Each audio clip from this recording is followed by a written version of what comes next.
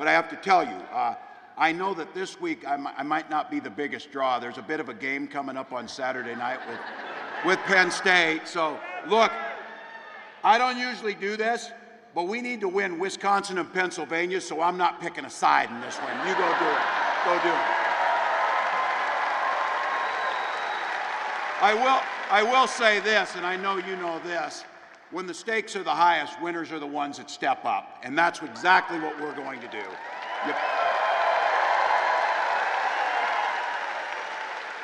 You play all the way through to that final whistle, and that's the exact energy that Kamala Harris and I are bringing to these final 14 days.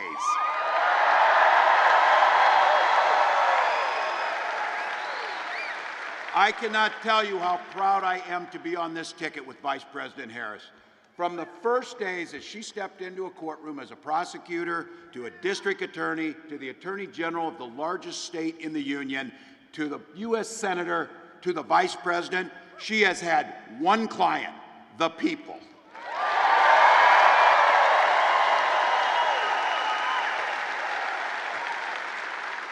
She stood up for women and children against predators and abusers. She stood up for seniors and workers against fraudsters and big corporate interests. She stood up for families and communities against transnational gangs and traffickers. And when people came to her, she never asked them if they were Democrats or Republicans. She simply asked them, how can I help?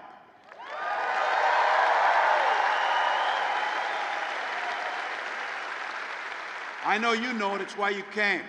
This election is 2 weeks from today, and early voting has started here in Wisconsin. Our team is running like everything is on the line, because everything is on the line. We're barnstorming the country, we're on TV, we're on podcasts, we're on radio. I am like one interview away from being a regular on damn Fox News, so just so we know. But you know what? You know what you noticed? It takes stamina to run for president. It takes stamina to be president. And Donald Trump does not have stamina. He has been rambling more than the normal rambling. He calls it the weave. Donald, come on. We know there's only one weave that you know anything about, and it is not this. It is not this. He's ducked debates, but you can't blame him. When you get your ass whipped that hard, you don't come back for seconds. You come back for seconds.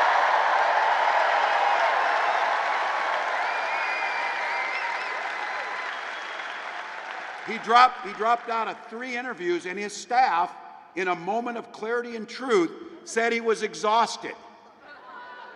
Look, I don't care how exhausted he is, because I can promise you he's not as exhausted as the American people are of him.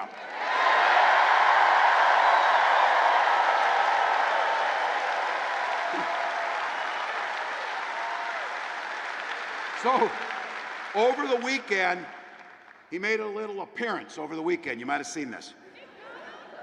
He went to a McDonald's and dressed up as the drive-through worker. They found him an apron his size and put it on him. And I was thinking, it is possible he mixed up his weekends and thought that it was Halloween already. He's been forgetting things lately, as you might have noticed. But look, there's something not just nuts, but cruel about a billionaire using people's livelihood as a political prop.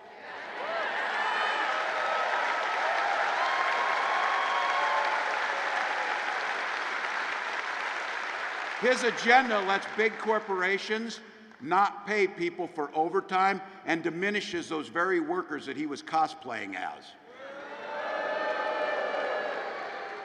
He missed an opportunity, though. Being at McDonald's, he looks much more like Ronald McDonald than the clown that he actually is.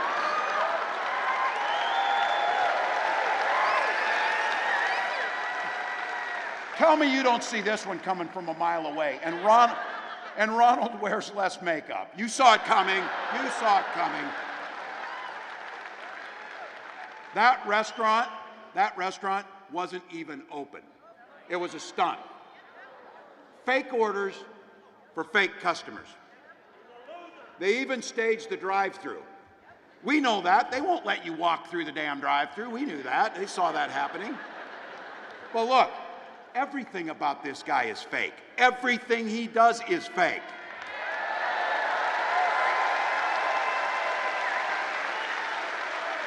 Next,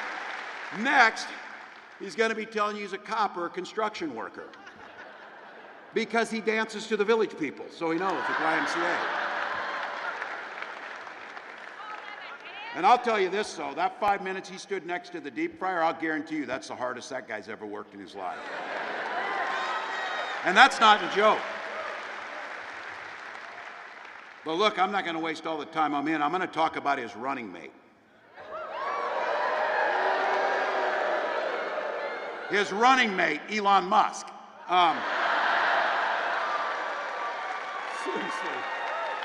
Seriously. Where is Senator Vance after he got asked the simplest question in the world at the debate, did Donald Trump lose the 2020 election? And after 2 weeks, he finally said, no, he didn't. That's where he's been spending his time. But that's it. So, look, Elon's on that stage, jumping around, skipping like a dipshit on these things. You know it.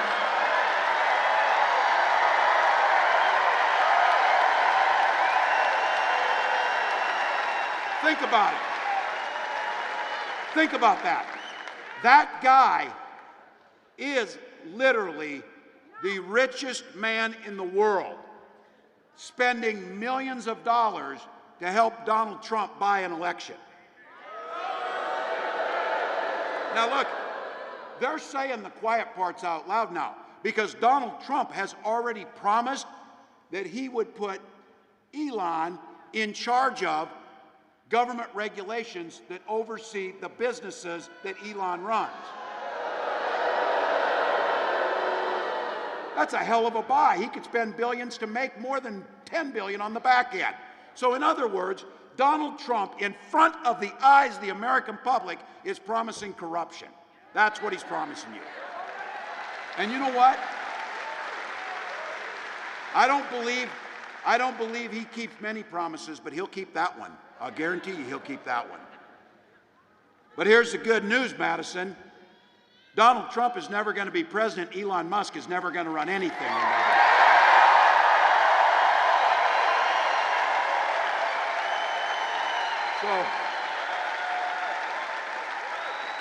And the good news is Kamala Harris is promising a new way forward and ready to deliver. Both of us grew up in middle-class families. We didn't start out with $400 million, and we're not the richest people in the world. For Christ's sakes, they said that I might be the poorest person that's ever run for vice president. Yes. Yes.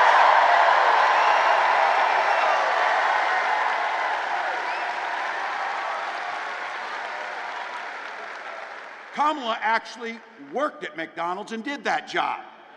And we know that the economy works best when everybody has an opportunity to get ahead and thrive. And here's the beauty of it. She's laid out a plan. 100 million middle-class Americans receiving a tax cut and up to $6,000 for new parents to get their kids off to a good start.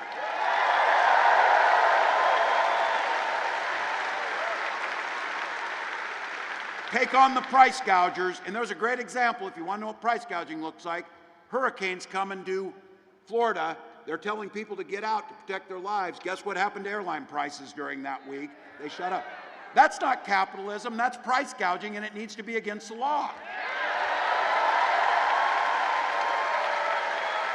That brings down the price of groceries. That brings down the price of pharmaceuticals.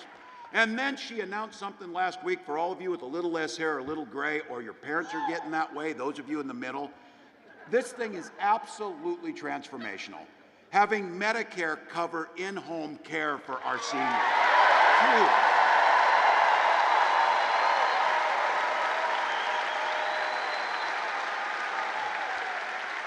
For all you young people, I guarantee you when you get to be 60, you start paying a lot of damn attention to Medicare and Social Security. So, look, first time ever, our seniors can qualify through Medicare to get their vision and their hearing aids so they can live quality lives.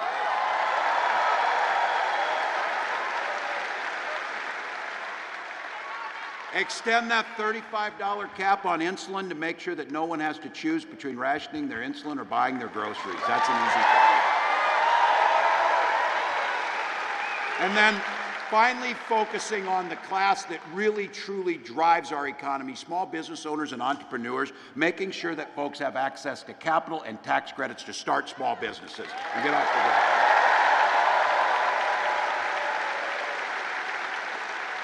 And again, for all the young people, the one thing, the biggest purchase you'll make, the thing where you can get some generational wealth, making sure that we give down payment assistance so that you can buy into homes and get started.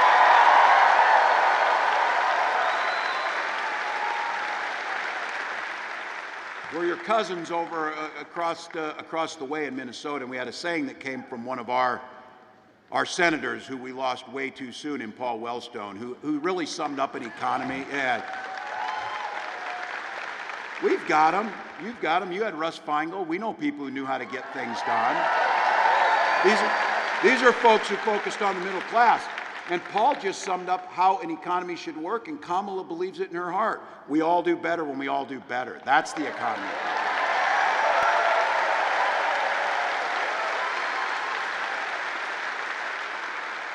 Donald Trump and JD and Elon and the rest of the billionaires, they got a little bit different idea.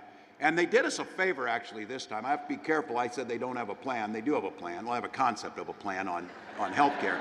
They do have a plan. There's Project 2025, which I'm glad all of you know about now, that you know what's in there. That's good. Now, JD on the debate stage, which I'm standing there saying, I can't believe you're saying these things because we all know they're not true. But the one thing he said is Donald Trump has been a champion and a protector of the ACA. Donald Trump, the famously big fan of Obamacare. There might be somebody here who'll have a few words about that in a little bit here, we'll see, but a bit of a perspective. Look, come on. They tried 60 times, they filed lawsuits, Donald Trump said anything, and if it wasn't for the courage of John McCain walking out and saying no, they would have ripped health care away from him.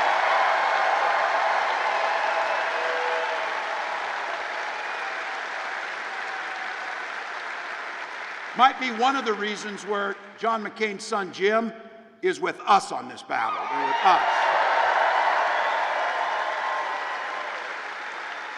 You know they'll come after Social Security and Medicare, and I say this again, from their perspective, I guess for Donald Trump, it probably is simple. He doesn't give a damn if his Social Security check shows up. He has been qualified for Social Security for many years, by the way, too, in his age. He's a nearly 80-year-old man, so he has known that Social Security's there. But you know what? He doesn't care because he sits down at Mar-a-Lago. You know who does care? All of our parents, like my mom. She needs her check to pay her heating bill and make sure she can eat. We need to protect Social Security. And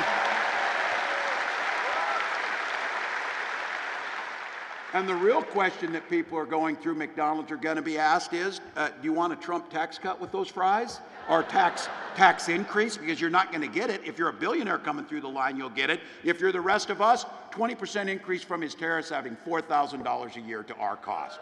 That's what you're going to get. But he called it. Look, they're working on this. He calls it, now get this word, positive taxation. I heard some of you say it. You call it bullshit. That's right. That's right. Because that positive increase is $4,000 on your family. That's not us saying it. That's every economist. Oh, don't listen to the economists. Don't listen to the doctors. Don't listen to the experts in foreign policy. Listen to Donald Trump, who's failed at everything he's ever done in his life. That's it. Now look, my guess is in here are some old school Republicans or independents in this group today, and we know they're across the country. They remember the old Republican Party added to this country, and when they talked about freedom, they actually meant it.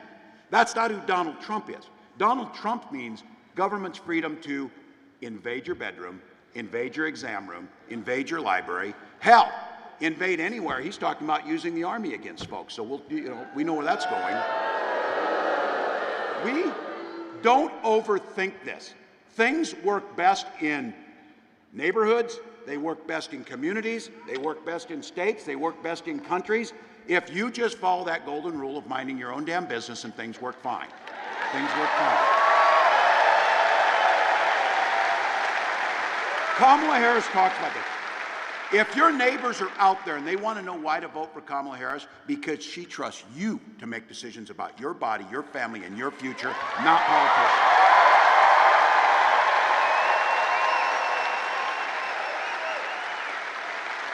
The freedom to retire with dignity by strengthening Social Security and Medicare, not cutting them. Because to be very clear, it's where they're at. And I say this as a dad, as a former teacher, and as a governor. I say this on the things that we know: the freedom to dress our little ones up in their best clothes, send them to school to learn and be around their friends, and to not be shot dead in those halls of their school.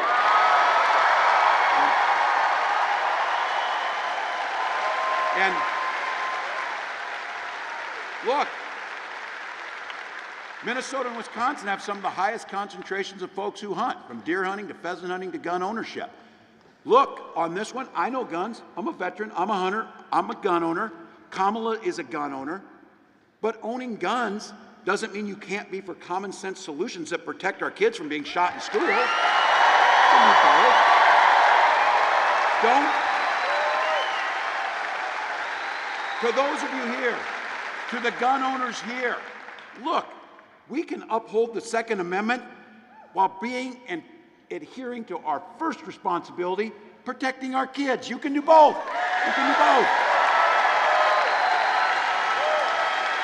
Now, this is the part I really like when they try and do the whole gun thing and they don't know. Both members of the Democratic ticket for president and vice president are gun owners this time, all right? And the Republican nominee can't pass a background check. True.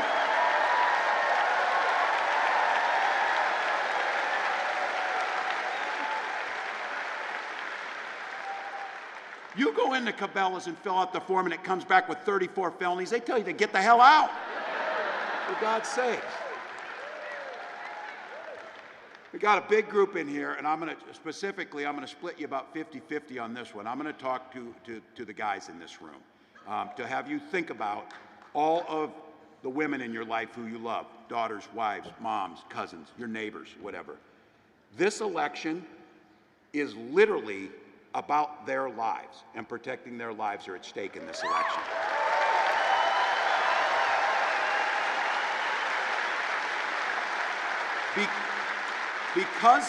Because of Donald Trump and the judges he appointed to the Supreme Court who lied about upholding Roe versus Wade. It's called lying. They lied in front of the Senate that they would uphold it. He brags about overturning Roe versus Wade. He is glad that my daughter Hope, all of those women in your life that are loved, now have fewer rights than their mothers did. And Kamala Harris asked those judges, by the way, if they could name one law over men's bodies that the government takes over. Zero. Zero. So, let me see. 20 states now have Trump abortion bans, which he calls a beautiful thing. Beautiful thing. You're seeing it. You're seeing it in action. Women being denied care at the ER, having miscarriages in parking lots, survivors of rape being forced to carry those pregnancies to term. Fertility clinics turning couples away at the door. For so many of us, it's personal. Gwen and I, unable to have kids, use fertility treatments. And I'll be damned if anyone in this country should be denied to have the family that they choose, when they choose, where they choose.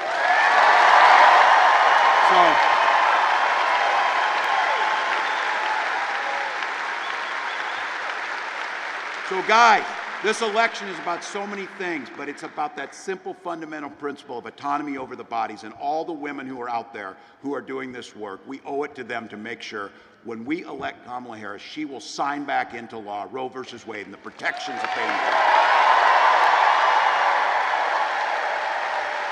Now,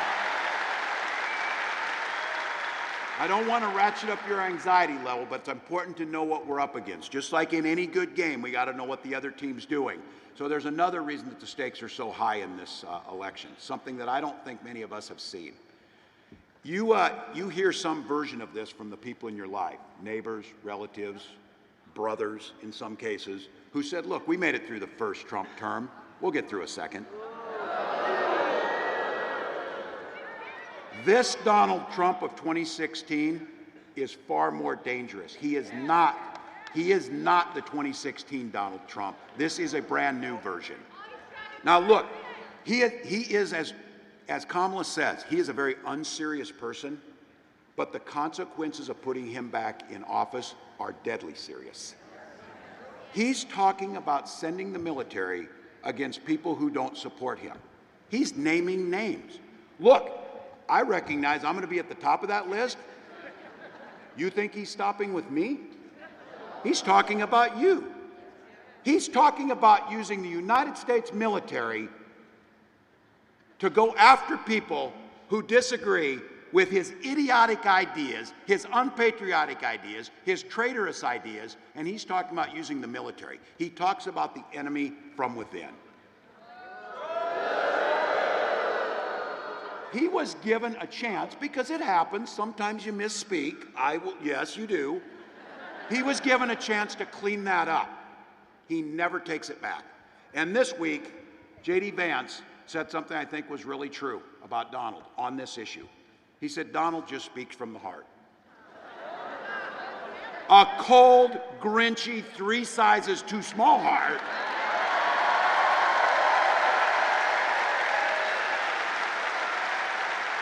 And again, this is nowhere near normal. This is nowhere near normal. So this is not, oh, he said, she said, he said. General Mark Milley, the top military officer when Donald Trump was there, a professional, Joint Chiefs of Staff chairman, didn't miss words. He told on the record that he believes Donald Trump is the most dangerous person ever that this country has faced. The top military officer when Donald Trump was there, a professional, Joint Chiefs of Staff chairman, didn't miss words. He told on the record that he believes Donald Trump is the most dangerous person ever that this country has faced. His Secretary of Defense, General James Madison, decorated Marine, agrees with that he is the most flawed human being he's ever met. This time, though, the guardrails are gone. It's already Donald Trump's Supreme Court. They've effectively given him total immunity to do whatever he wants as president. Think about this in the next 4 years. If he gets elected, he could appoint up to 3 more justices to an institution that already gave him immunity. That would mean that Donald Trump will have appointed 6 of the 9 Supreme Court justices. J.D. Vance sure isn't going to do anything about it. He's on this ticket for one reason. He said he would not do what Mike Pence did, which was put the Constitution and the American people over Donald Trump. Said he would not do it. And Lord knows there's not a single spine in the Republican Congress that's going to do a damn thing about it. All right. So that's out there. Here's the good news. It ain't ever going to happen. It ain't ever going to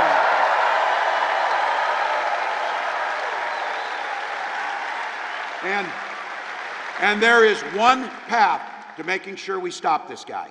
We have to do the work, have the courage, and beat him at the ballot box in 14 days.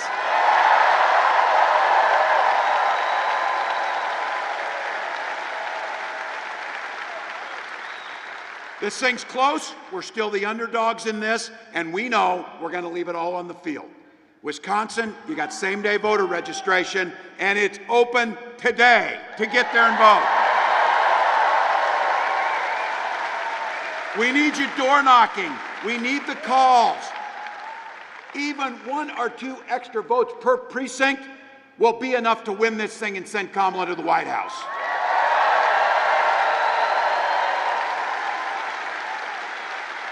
If you got an extra buck, it's KamalaHarris.com, and all of this energy, and all of these rallies, and all of the door knocks, and all of the phone calls, and all of the money have to translate into something so wonderful and so simple. That little I voted sticker on more Wisconsin folks than ever before. So, Madison, help me welcome a guy who knows a little bit about hope. A little bit about hope. And the guy who taught us, yes, we can. Madison, the 44th President of the United States, Barack Obama.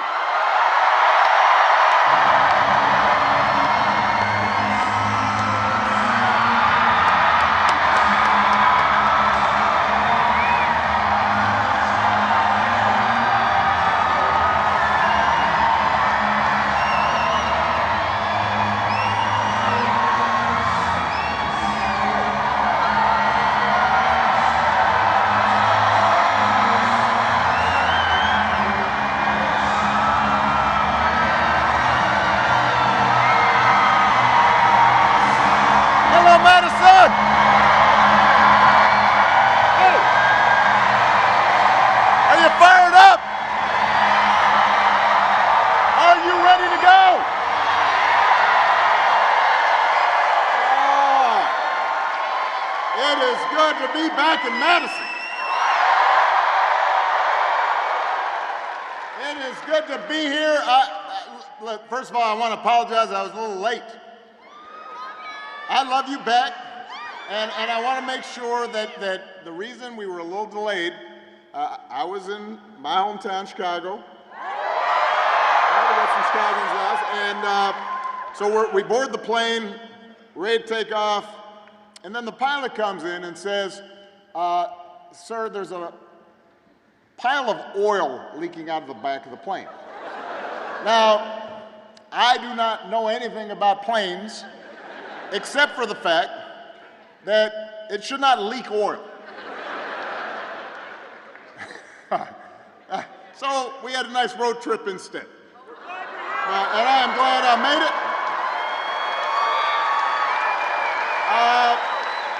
It is great to be here in Wisconsin. It's great to be back in the Midwest, where folks got good sense. It's great to be with the next Vice President of the United States, Tim Walz.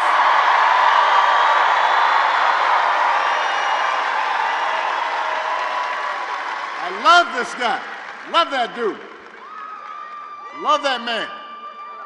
The kind of person who should be in politics. He's a veteran, he's a teacher, he's a coach, he's a hunter, been a great governor, knows who he is and knows what's important. You can tell those flannel shirts he wears have gotten some wear. They come from his closet. Consultant didn't give it to him. Tim's got skills. The other day, I found out he can take a vintage truck apart and put it back together again. You think Donald Trump can do that? For that matter, do you think Donald Trump's ever changed a tire in his life? That's the guy, he gets a flat tire. He says, Jeeves, change that tire, please. His chauffeur. Point is, Tim will be an outstanding vice president, but he's only going to be an outstanding vice president if you vote. And that's why you're here today. I'm here to make sure that you hear from me, I am asking you to vote for your Congressman, Mark Pocan, for your Senator, Tammy Baldwin, and for the next President of the United States of America, Kamala Harris.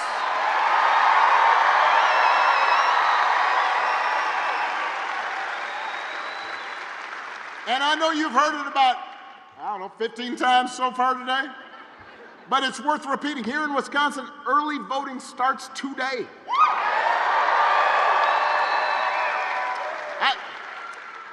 If you haven't voted yet, I won't be offended if you just walk out right now. Go vote. Go do it. Return the absentee ballot. It's fine. Just remember to bring your photo ID if you're voting in person. If you need to register to vote, you can do it at your local clerk's office from now until November 1st, or when you vote on Election Day, Tuesday, November 5th. And if there's any confusion, if you need to know where your early voting site is or a drop-box location, then go to wisdems.org/vote. Wisdems. Yeah, they're cheering for wisdems.org/vote. Don't wait. I voted yesterday. I did. I was down in Chicago. I got my ballot, filled it in, sealed it, signed it, and then I walked, which I don't always get a chance to do. And Secret Service got nervous, but I said, no, let's walk to a mailbox. And my younger staff was like, what's that blue thing? And I said, that's a mailbox. And you put stuff in it, and then it goes to the place you're sending it. They weren't familiar with mailboxes. Once you voted, then you have to help your friends and family make a plan to vote too. Because together we've got a chance to choose a new generation of leadership in this country and start building a better, stronger, fair, more hopeful America. Now, we know this election is going to be tight. It's going to be tight here in Wisconsin. It's going to be tight all across the country. And it's going to be tight because a lot of Americans are still struggling. You know, as a country, we've been through a lot over the last few years. We forget sometimes. A historic pandemic wreaked havoc on communities, on families, on businesses. And then disruptions from the pandemic caused price hikes that put a strain on family budgets. And people started feeling like no matter how hard they worked, they were just treading water. So I understand why folks are looking to shake things up. I get it. What I cannot understand is why anybody would think that Donald Trump will shake things up in a way that's good for you. That I do not understand. Because there is absolutely no evidence that this man thinks about anybody but himself. I've said it before. Donald Trump is a 78-year-old billionaire who hasn't stopped whining about his problems since he came down that golden escalator 9 years ago. And when he's complaining 2, 3 in the morning. He's texting, what's he doing? When he's not complaining, he's trying to sell you stuff. Have you noticed that? Who does that? You're running for president and you're hawking merchandise. Gold sneakers, $100,000 watch. Supposed to be Swiss watch, he says. The best watch. Why are you selling the watch? What are you doing? My favorite is the Trump Bible. True story. True story.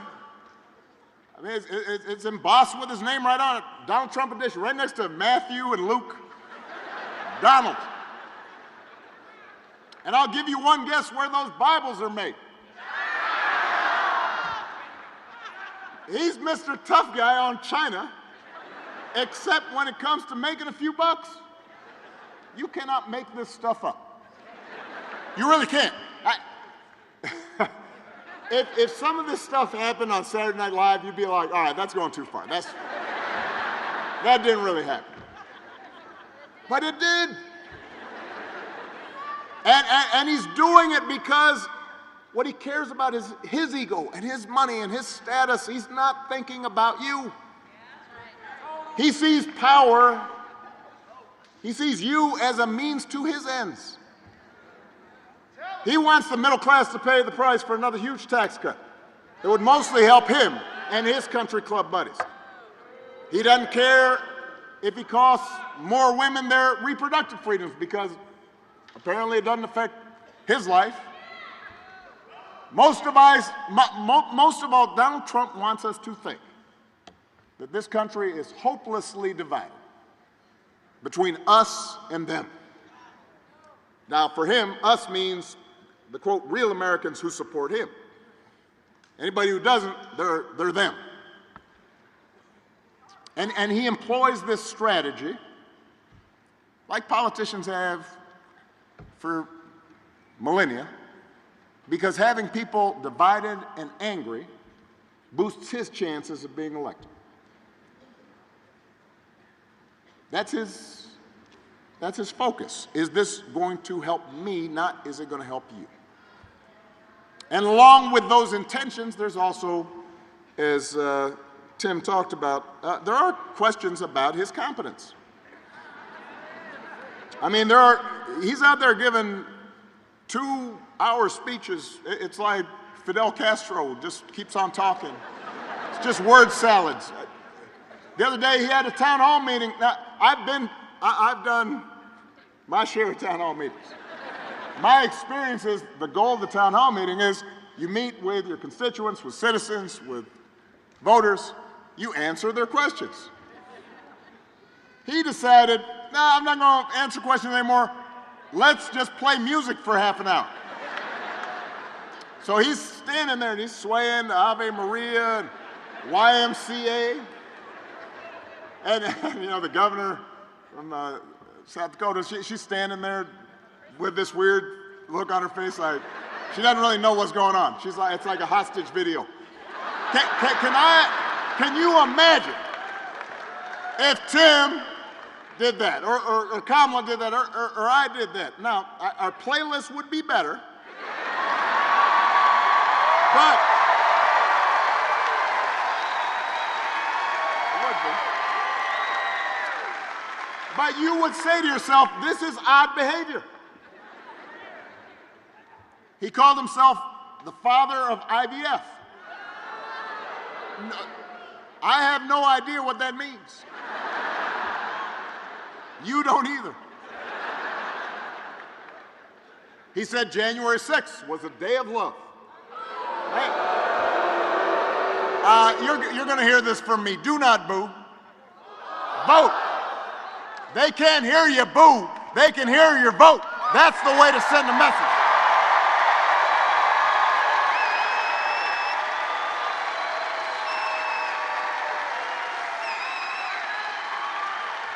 So, look, my point is, you'd be worried if Grandpa was acting like this. Right? You'd call up your brother, you'd call up your cousins, you say, have you noticed? But this is coming from somebody who wants unchecked power. So, Wisconsin, we do not need to see what an older, loonier Donald Trump looks like with no guardrails. America's ready to turn the page. We are ready for a better story, Wisconsin. We are ready for a President Kamala Harris.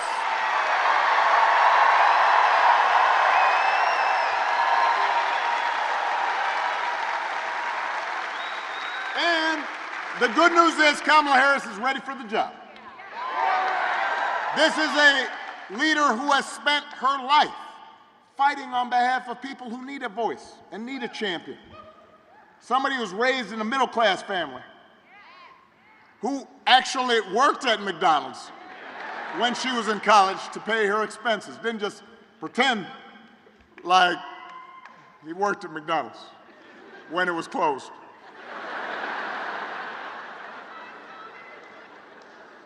someone who believes in the values that built this country, and who is as prepared for the job as any nominee for president has ever been.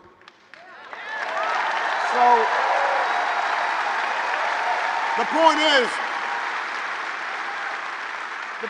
Kamala knows you. She knows your life. She knows what it's like to scrap and to strive and to work hard and to see her mom worry about the bills. So does Tim. So if you elect them, they will be focused on your problems. They understand that too many folks here in Wisconsin are struggling to pay the bills. And understand, wages have been steadily growing. Unemployment has been dropped, has dropped. Inflation is finally slowing. But the price of everything from healthcare to housing to groceries is still too high, and it hurts. So the question is not, do you want to see better? The question is, who's going to actually do something about this? So, par for the course, Donald Trump's plan is to give another massive tax cut to billionaires and big corporations. And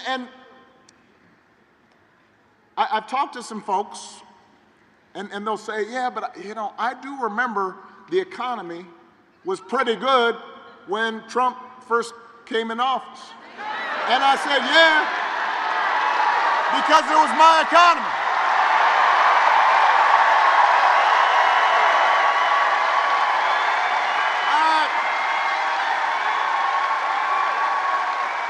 I had spent 8 years cleaning up the mess that the Republicans left me.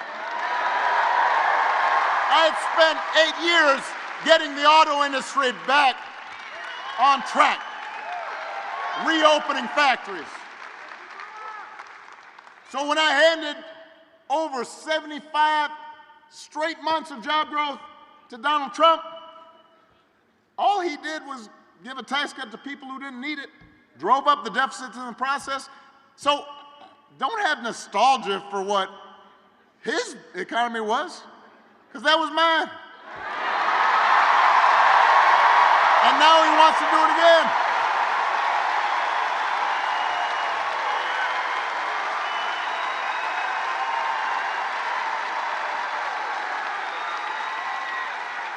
When it comes to health care, Donald Trump's got one answer, and that is to end the Affordable Care Act, not because he's got a good reason for it, but because it's Obamacare, right? So a couple of weeks ago, but the problem that he's got now is that it's popular because 50 million people have used it and are still using it. And so when he was asked about it, when his running mate was asked about it during their debate, the guy's got the nerve, the chutzpah, to say Donald Trump salvaged the Affordable Care Act. Now, come on, man. Donald Trump spent his entire presidency trying to tear it down, and he couldn't even do that right. And now, 8 years after elected, you know, some of y'all watched the debate.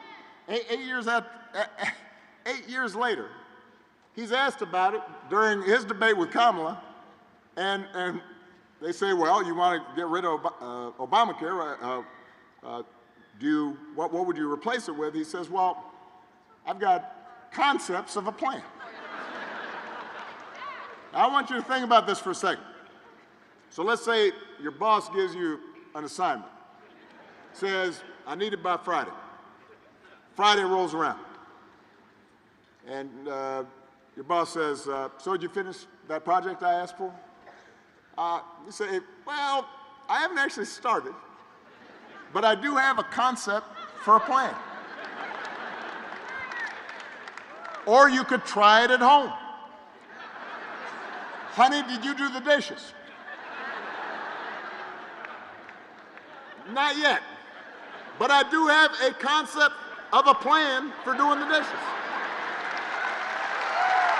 How's that going to go? If it wouldn't work for you, it shouldn't work for the President of the United States. So, but the good news is, Kamala Harris and Tim Walz, they don't have concepts of a plan. They have an actual plan to make your life better.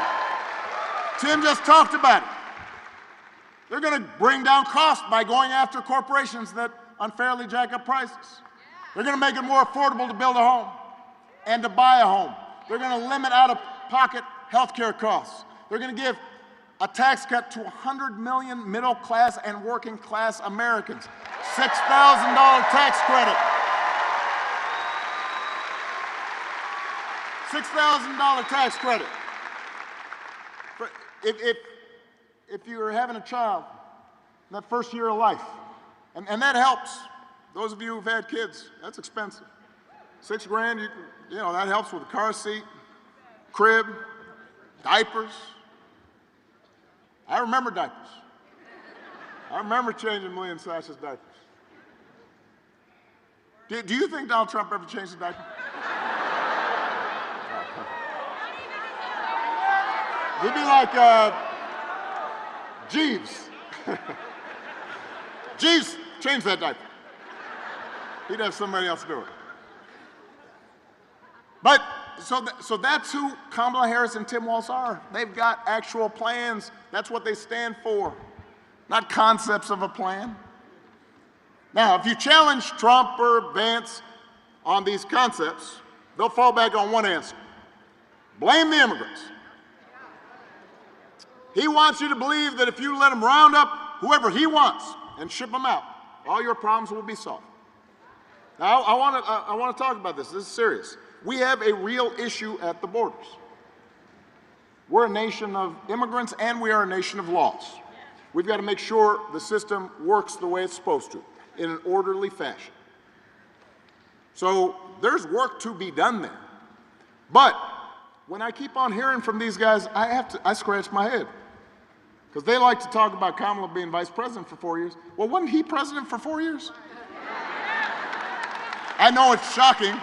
I know there's some PTSD going on and people are blocking it out. He was. So if this concept of a plan of rounding up and deporting millions of desperate people, many of them women and children, was the answer to everything, well, why is it that the number of undocumented immigrants was basically the same when he left office as when he took office? And I'll tell you why. Because he did not have a real plan. He had a concept of a plan, and it was a mean and ugly concept. You know what would actually help bring order to the border and fix our immigration system? The bipartisan deal that Kamala Harris supported, even though it was written by one of the most conservative Republicans in Congress. And I want you to know, hear me out now. Hear me out, because there are a lot of people here in Wisconsin and around the country who are actually concerned about this. I cannot emphasize this enough. Democrats and Republicans, conservative Republicans, came together with a concrete plan that would have put more enforcement at the border, more judges to process issues, all this stuff. Donald Trump lobbied actively and told Republicans to vote against it because he figured it was better to have an issue that he could run on for his presidential campaign. He was not interested in actually trying to solve problems. Do not boo. Do not boo. Vote. We do not need a president who will make problems worse just to make his politics better. We need a president who actually cares about solving problems and making your life better. And that's what Kamala Harris will do. That's what Tim Walz will do.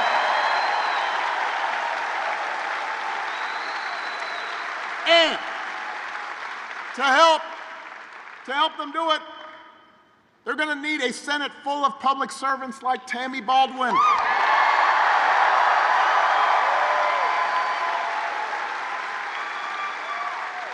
Tammy has spent her career fighting for things like good jobs and affordable health care and medication and personal freedom, and she knows how to make a difference.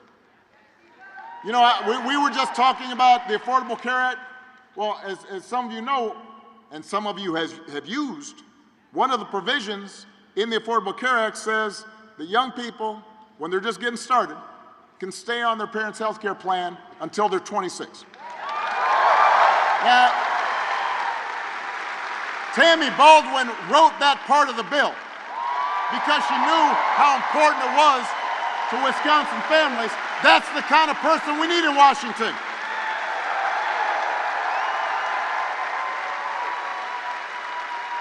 The kind of person who's going to help Kamala and Tim get stuff done, and who share our values and want to move the country forward and not backward. I miss you too. That's why I came. Now, one of these values is freedom. So let's talk about that for a second. I do not think we have ever had, I don't think we've ever had an election where candidates understand the concept, the idea, and the reality of freedom so differently. Because for Donald Trump and his cronies, freedom basically means getting away with stuff. It means, well, you know, if I want to bust a union, I can get away with that. And no, do not move. Vote. But his attitude is, well, that's freedom. I want to pollute this close by river because it'll save me some bucks. I won't have to. I can go ahead and do that. So to them, freedom is letting powerful people do whatever the heck they want with no consequences. It's like you said, in the middle of the pandemic, when people were dying, hospitals were overrun, Donald Trump actually uttered the words, "I do not take any responsibility at all." I am not sure any American president has ever said those words before. But that's his idea of freedom. I do what I want, and I'm not held accountable, and I'm not responsible for anything. We have a broader idea of freedom. We believe that true freedom gives each of us the right to make decisions about our own life. And it requires us to recognize that other people have the freedom to make different choices. And that's true even on the most contentious issues. I have always said there are good people of conscience on both sides of the abortion divide. I respect those whose faith tell them that this isn't something they support. But if we believe in freedom, then we should at least agree that such a deeply personal decision should be made by the woman whose body is involved and not by politicians. And most Americans believe that as well. Most Americans believe that as well, which is why it's been fascinating watching Donald Trump just tie himself into a pretzel on this issue. When he ran for president the first time, he said he'd support punishing women who got abortions. Then a few weeks ago, he tells women, don't worry, I'll be your protector. You heard Tim talk about how Donald Trump actually protected you. Roe versus Wade overturned. Trump abortion bans in 20 states. He's out there saying everybody wanted it this way. No, they did not. But Donald Trump may be confused about this. You can't be. You need to be clear about what's at stake here. Tammy Baldwin actually introduced a bill that would restore the reproductive freedom that women had for nearly 50 years. If Congress passes that bill, Kamala Harris will sign it into law. Now, it's an example of how, as frustrating as politics can be sometimes, and I know it can be frustrating. Look, I do not watch cable news. I really don't.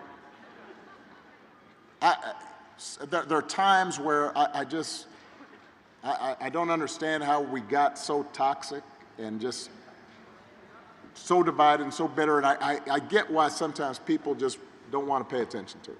And we all have friends like that. We have family members who just like, you know, it's all a circus out there. I get that.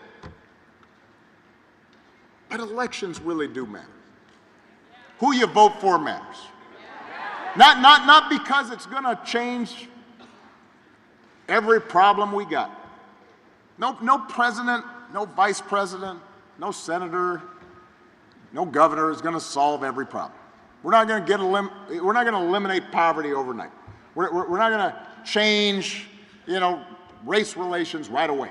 We're born into history, and change takes time, and so sometimes I think we expect so much, and then we're disappointed when everything's not immediately solved, and we start thinking politics doesn't matter. But the thing is, what politics can do, what elections can do, they can make your life a little better, your neighbor's life a little better, or they can make it a little worse. And that little bit of better or a little bit of worse, that adds up. And sometimes I have to talk to people who don't think there's going to be a difference whether Kamala Harris or Donald Trump wins, and they're not.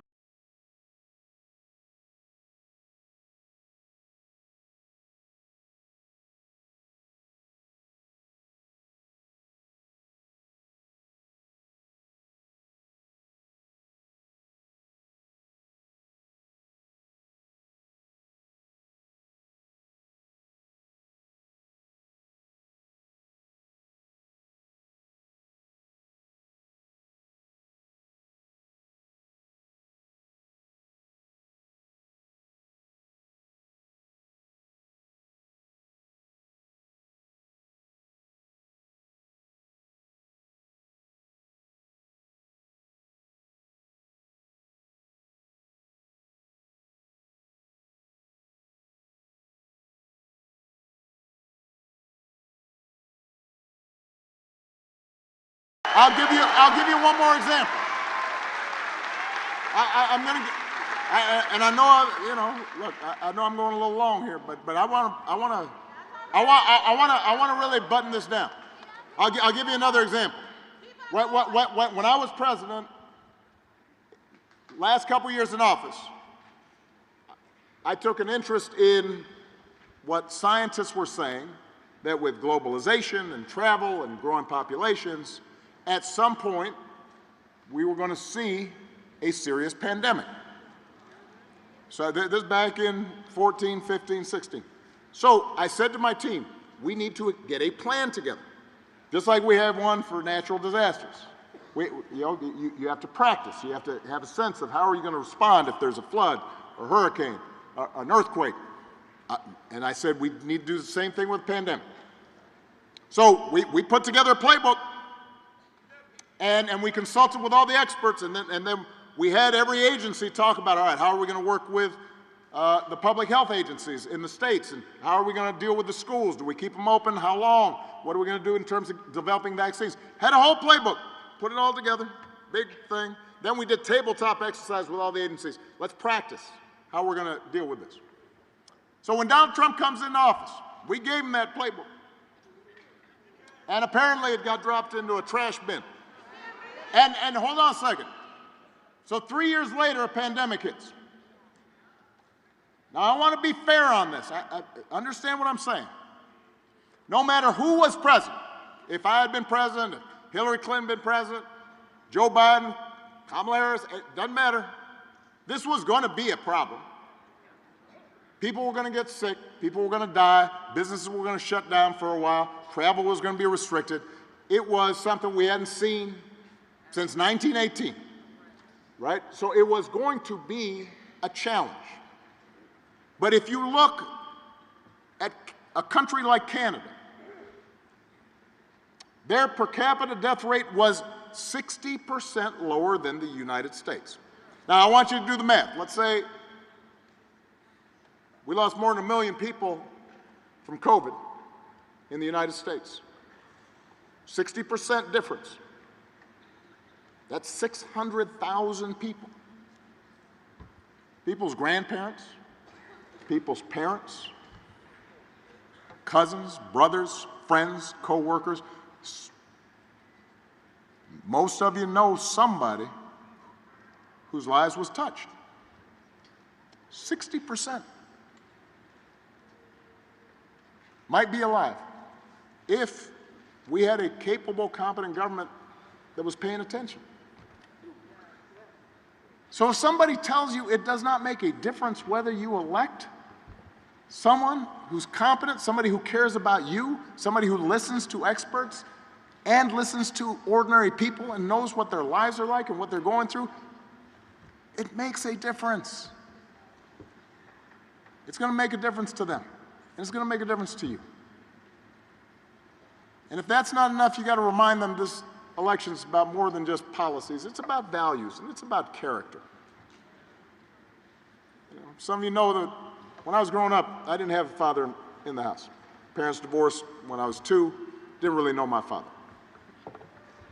But I did have people around me. I had a stepfather for a while, I had grandparents, teachers, coaches, most of all my mom, who tried to teach me the difference between right and wrong, who showed me what it meant to be honest and to work hard and to be responsible and to treat people the way I wanted to be treated.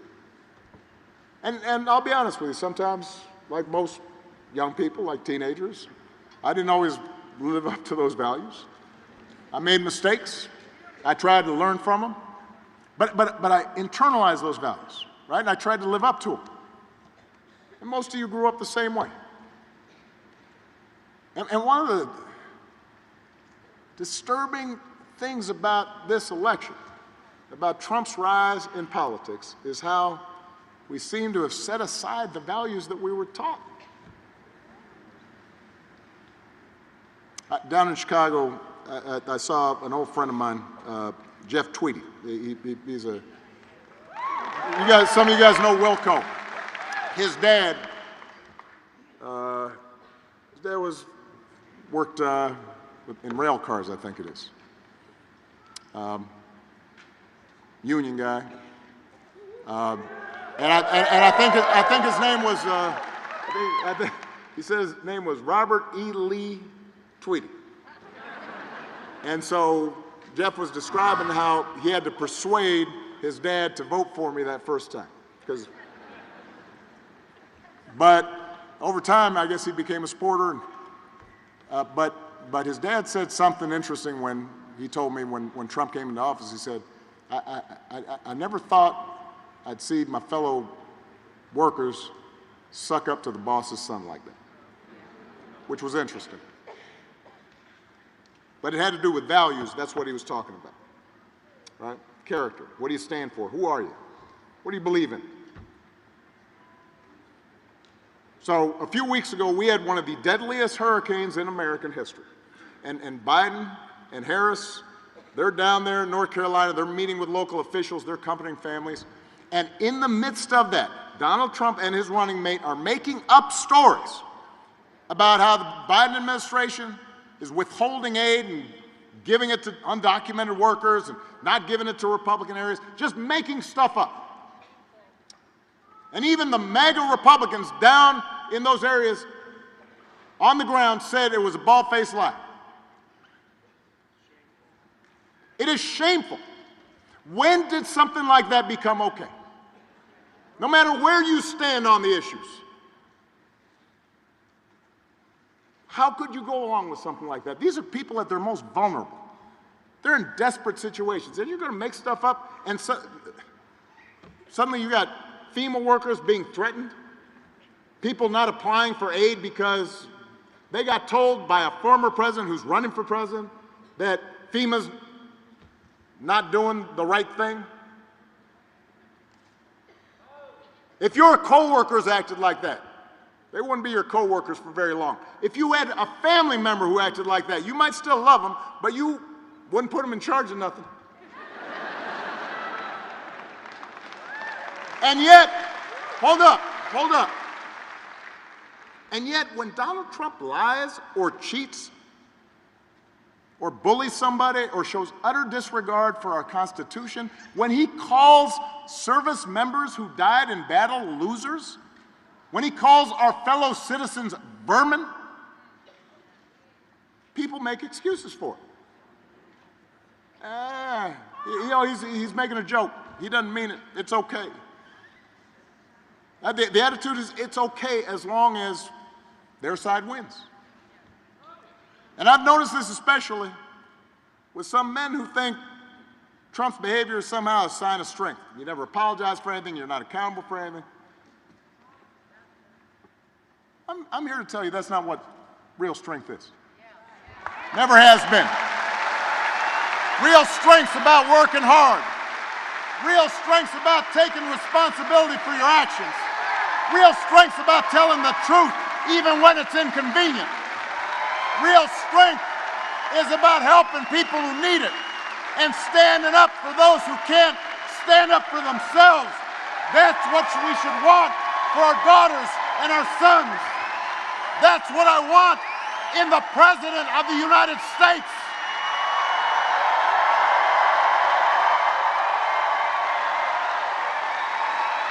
And the good news is, Wisconsin, that you have candidates to vote for in this election who have demonstrated that kind of character, who have demonstrated that kind of strength, who will set a good example, who will do the right thing.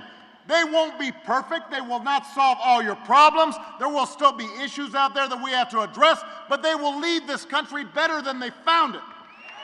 That's the choice in this election.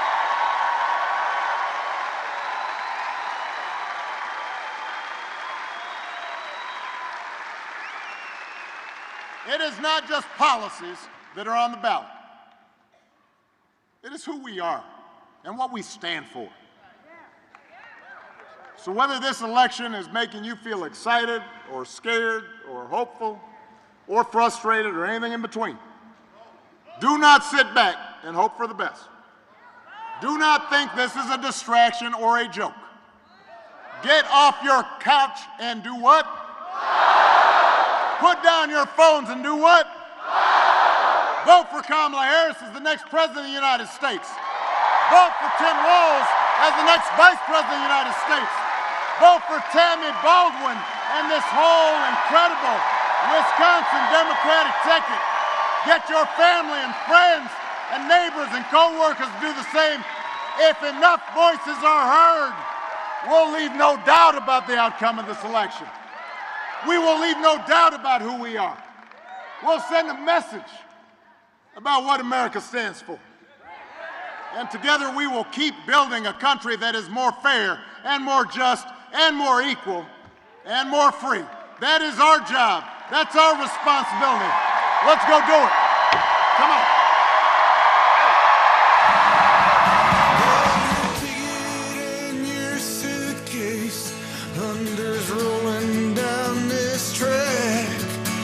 You don't know where you're going now, but you know